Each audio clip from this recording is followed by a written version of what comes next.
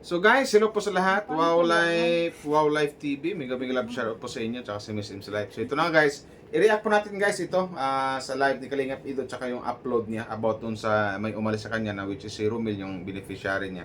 So ito na nga, mayroon tayong may reaction lang to kasi medyo wala tayong internet ngayon kasi nagloko yung PLDT. Iwan ko ano nangyari sa PLDT.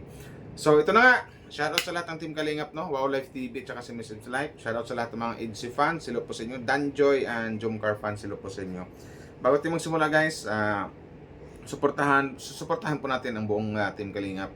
Sa pangunguna po ni Kuya Val Santos Matubang, Kalingap Prabantin na Vlog. Saka don't forget to support sa mga lahat ng mga Kalingap reactors and Kalingap charity vloggers. O sa lahat ng mga Kalingap partners.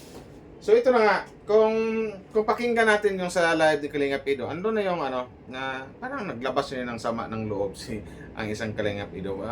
Iwan ko lang kung tama ba yung pagkasabi ko na yung word na sama ng loob. Siguro pwedeng ganun yun kasi wala nang ibang akma doon sa About naman kasi kay Romel, ando na yung maraming nagsasabi na doon sa comment section nung nag-premise Kalingap Ido na walang utang ng loob, kisyo binabahiyan, etc. Ganito, ganyan. Walang credit inside. Walang utang ng loob. So, doon pa lang talagang makitaan natin si Romel na una-una pwedeng sabihin natin na kulang sa aruga, kulang sa disiplina kasi nung nalaman ko na wala ng tatay, tapos laging iniiwan ng nanay. So, ando na yung walang nagturo ng tamang landas or something like na kung ano ba yung something like tamang pangaral. So, yun. So, doon sa mga reklamo niya, ang babaw. So, medyo magulo din pakinggan. So, bagay, hindi po diretso ang pagka ni Romel, kumbaga liko-liko. So, kahit sinong makikinig, talagang maguguluhan din sa kanyang paliwanag o sa kanyang reklamo. Kasi unang-una kasi Romel, hindi kita ibabash Romel, ano lang to, honest reactions. Kumbaga, kung mangangamuhan ka kasi, kung may busing ka, dapat may kusa ka na eh. Kumbaga, hindi ka na dapat utusan. Alam mo na yung dapat gawin mo. Hindi na yung guys, narinig ko na pumapasok pa yung si amo, walang iba, si Kalingap Ido, sa bahay nyo para utusan. So, malamang magawa ng amo mo yon. Pag alam ng amo na may mga bagay-bagay pa na dapat ayusin or gawin, pero bakit hindi pa ginawa? So, something like na naghihintay pa kayong may magmando or mag-utos sa inyo, pero ramdam ko din na parang ayaw mo ng ganun. So, dapat yun yung baguhin mo. Next time kung makahanap, kung mamasukan ka, next time kasi hindi ka naman utusan ng amo mo kung ginawa na yung dapat gawin di ba? So, yun yung Romel, hindi kita binabash ito Romel, no? Pero mali po talaga yung mga paliwanag mo. So, ando na nga, hindi mo lang naisip siguro or sa bagay, hindi mo nalimutan at sinabi mo rin na yung utang na loob, hindi mo kalimutan kasi malaki yung utang na loob mo kay Ido, so ganito, ganyan. So, dapat yun yung lagi mong iniisip na kung wala ang isang Kalingap Ido, wala kaming sariling bahay, hindi kami napabahayan nito. 'Di ba? Kasi bahay pinaka-importante yan sa buhay ng tao. Pero yun na nga, siguro may sariling ka din siguro. So, wag niyo iba si Romel guys ha. Sariling desisyon. Mayroon siya sariling desisyon na na yung kumbaga something like kasi na parang ang amo pa or yung bossing pa yung nag-a-adjust. So, parang nabaliktad na something like na si Ido pa yung naghahanap kung bakit ganito ganyan, si Ido yung nag-alala sa kanyang beneficiary. So which is ang beneficiary naman niya parang pakiramdam ko na parang umiiwas sa kanya or ayaw magpakita, di ba? Which is na sila na nga yung tinutulungan. So pangit nga naman yun sa mga ganon, di ba? So dito guys, pakinggan natin ng maiksi yung paliwanag ni Boss Kalingap Ido dito. Para sa akin, kung Okay. ayaw, kinokorek ako. Okay lang yun. Di ba kinukorek pa si Kalingap Ido.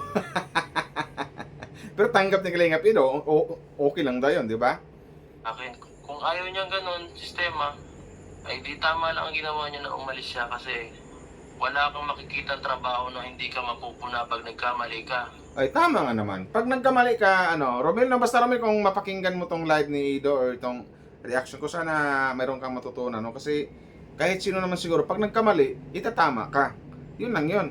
Hindi pwedeng hayaan lang. Yan, sige na, bahala na, sige, kisyo, ganito, ganyan. Hindi pwede yun. Pag may nakita ang amo mo na nagkamali ka or mali ka, so tanggapin mo na, sermonan ka, pagsabihan ka, kasi para naman yung sa'yo, para din matuto ka, di ba?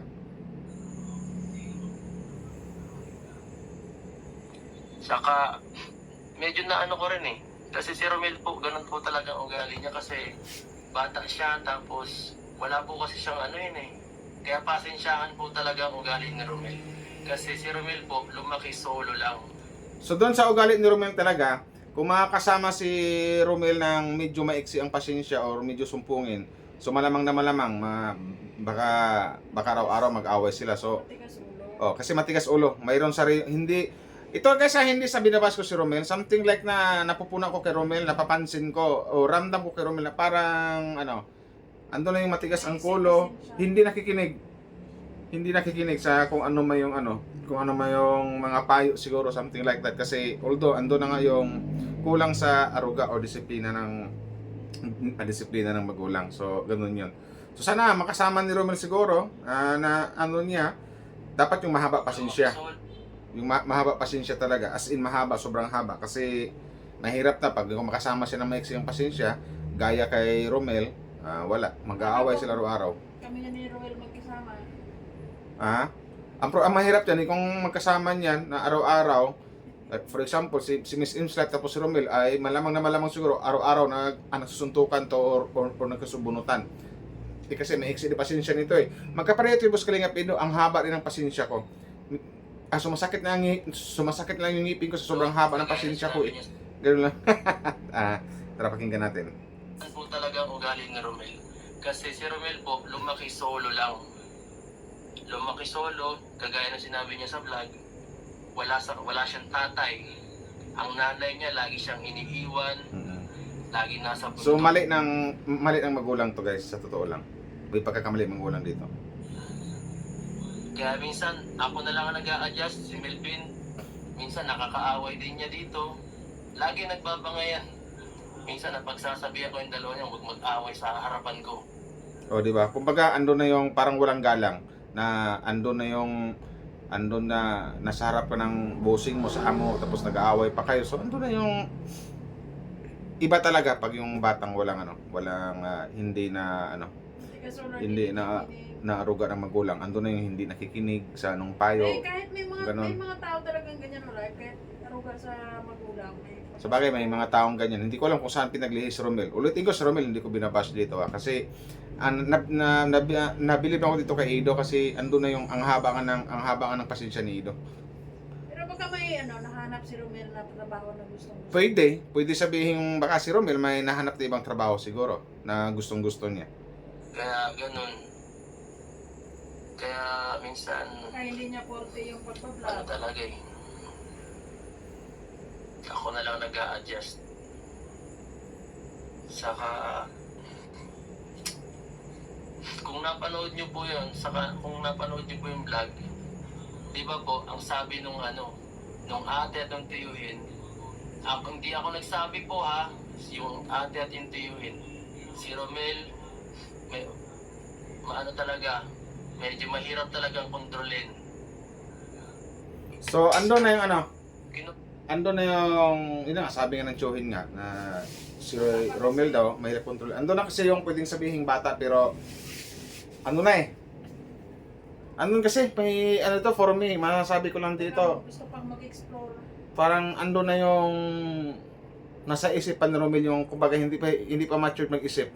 Parang ganun. Kumbaga hindi pa dumating sa kanyang kaisipan or tumatak sa kanyang kaisipan yung kanyang sabing future niya or paghandaan yung kinabukasan na dapat magsipag, magtrabaho, magseryoso sa trabaho, gito ganyan. So wala pa yung hindi pa yung dumating or hindi pa yung nasagi sa utak ni Romel kaya ganyan. So kalungkot lang kasi may gano'n na parang nabaliktad nga na yung bossing para yung amo pa yung naghahabol para makausap, marinig yung kanyang side kung bakit ito ganyan. So nung nagreklamo na si Romel kung bakit ito ganyan na about daw sa utos na nag-utos na pumapasok sa bahay na something like na para wala daw pagmamahal or something like na sabi niya paghahalaga. So ando na yung doon pa lang masisimplang na yung utak mo kakaisip kung ano bang Ano bang Siguro, gusto ano, ibig sabihin ni Romel dito? Siguro si Romel sa yung tipong ano, yung parang kailangan ng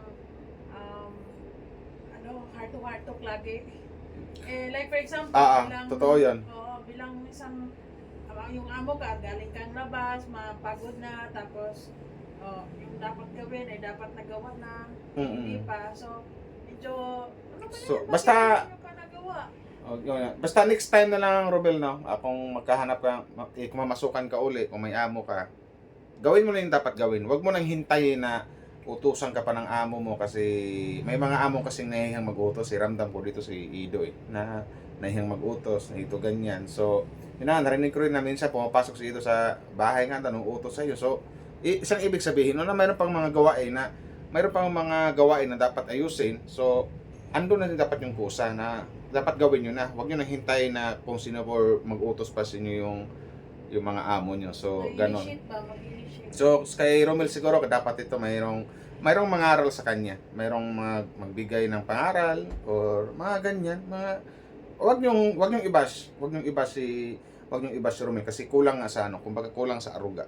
Kulang pa sa mga sermon ng magulang ganyan kasi alam nating yun na nga hindi nakasama yung tatay tsaka yung nanay lagi daw umaalis. So, yun. So, ang nakasama niya si Ido. So, hindi rin maano ni Ido yun kasi alam naman natin na ang trabaho ni Ido na vlogger yan, laging nag-scout. So, lagi malamang araw-araw din umaalis. So, ando na yun, pwedeng sabihin ng iba na kulang sa pagmamahal na sa kalinga or sa pagmamahal ng isang Romel which is yun na nga na talagang hindi napalaki ng maayos ng magulang. Kasi sinasana. Pwede, baka gusto ng banding ni Romel. Ganyan na parang walang pagmamahal daw si. Oo. So yun nga, kahit ako nagulat doon sa sinabi ni Romel na wala daw ang pagmamahal. So alam naman natin ang trabaho ng mga kalingap, mga kalingap 30 vloggers. For example, like Kalingap Ido na araw-araw umaalis yan, di ba? Kaya nga nagkaroon ng sasakyan Kasi scout dito, scout doon, di ba? So, ganon. So, kahit sinong amo, doon sa pinakitang ugali ni Romel, daw sila mag-usap ni Ido, for me, kabastusan yun for me. Kumbaga usap sila. Pag medyo umaambon, papata ang ulan, biglang alis, nagkuha lang ng dahon ng, iwan ko anong kasing dahon yun. For me, parang for me, bastos yung dating na hindi mo lang inisip na amo ko to. Well, Kung hindi dahil sa kanya, wala akong ito ganyan, di ba? Sa pag-uusap nila parang si Romel may sama ng loob. Parang yun ang amo, parang may sama ng loob si Romel kay Kalingap Ido. Yun yung yun ang naramdaman ko naramdaman ni Miss Imstep na parang may may tampo ba? Something like that. Or may tampo. Hindi naman siguro galit kasi kung galit nag-aaway ng dalawa. Tampo lang siguro. Baka may tampo yung bata or sama na. Yun na nga, sama ng loob. So yun nga Romel, no? Advice na lang sa'yo. As, mo. Next time kung... tatay? Sa kuya. Next time kung mangamuhan ka, kung may amo ka, gawin mo na yung dapat gawin na alam mong dapat pang ayusin. Dapat may kusa ka. Huwag mo nang hintayin na utusan ka. So yun kasi alam ko. Sana darating na yung darating yung panahon na magiging matured ka. Saka masagi na sa isip mo na yung pagsiseryoso sa buhay. Saka pagseryoso sa mga bagay-bagay. So mga ganon. So naintindihan kita pero hindi mo dito naintindihan si Kalingap Ido na which is concern na tunay na nagmamalasakit sa'yo kahit hindi mo pa kadugo yan. Mahal ka ni Ido, mahal ka ni Kalingap Ido kaya gustong-gusto kang tulungan ni Kalingap Ido pero ikaw yung umayaw, ikaw yung umatras. So magawa ni Kalingap Ido kung ayaw mo na, di ba nga? Mahirap nga daw hagilapin hanggang sa na-corner ka lang ni Kalingap Ido at na-interview ka. Basta next time, Romel, kung mangamuhan ka man, be a good boy. Yun na lang. Basta matuto na magseryoso sa buhay. Be responsible. Yan. Be responsible, not irresponsible. So, yun. So, hanggang dito na siguro guys. Hindi ko na pahabain to kasi medyo baka mahirap pa i-upload to kasi wala kami internet. Naniniwala ka ba live na? 25 sa 25 years old pa daw bago tuluyang mabuo yung utak ng isang tao. Hindi, ako nabuo na yung utak ko nung natuli na ako When it comes to decision making. Decision making? Nasa yan yung dapat 25 years old. Ako depende sa tao, depende sa ugali ng tao yan kung ano.